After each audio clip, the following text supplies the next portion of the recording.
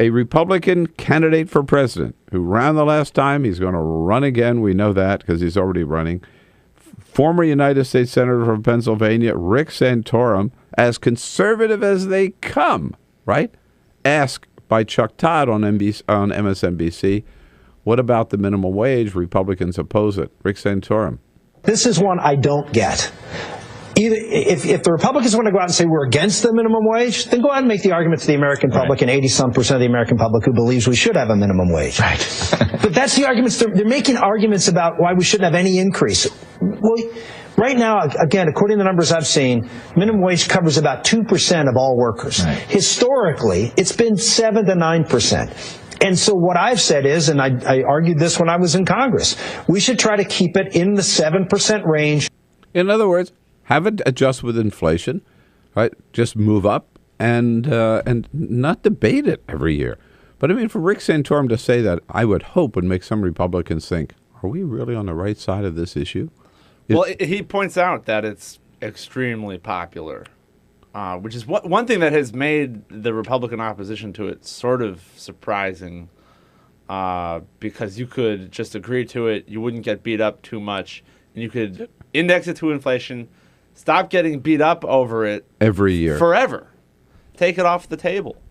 And there's just this commitment to fighting against President Obama, I think, that has more to do with their opposition than the policy or the economics. Let me tell you, I am not right about everything. I'm the first one to admit that, right? But I am right.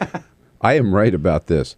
No Republican is going to lose a primary because they support an increase in the minimum wage. Well, if anyone cares about Republican primaries, it's that guy.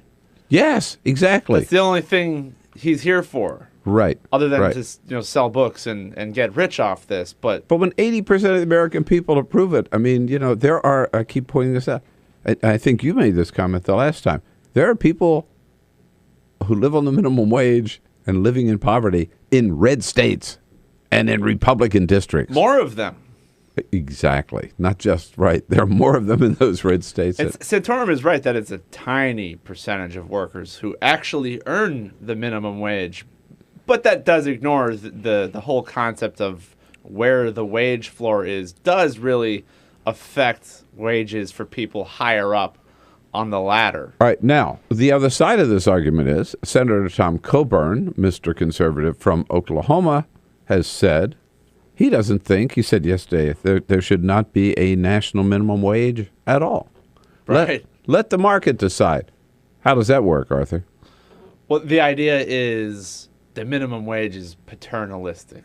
Mm-hmm. It doesn't trust workers to enter into the contracts that they would. It says, you can't do that.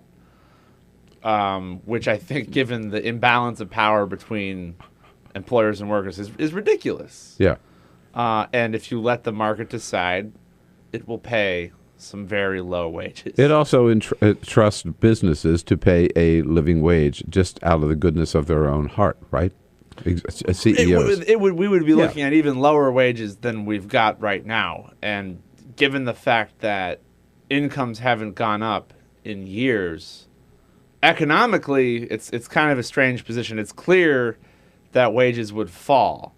What he's essentially saying is that we should pay workers even less, because that's the only outcome you'd get from abolishing the minimum wage. Sure. And Republicans are the party of entrepreneurs, of people who take risks, of employers, and they don't support any policy that I'm aware of, any policy change that changes the balance of power between workers and businesses. That There's no doubt. Workers more power vis-a-vis their employers. No, you're right. And there's no doubt, if you get rid of the minimum wage, the average wage is going to go down, not up. Yeah, it's like saying tax cuts on rich people pay for themselves, just because there's free market fairy dust that makes everything better. But it's clear what would happen.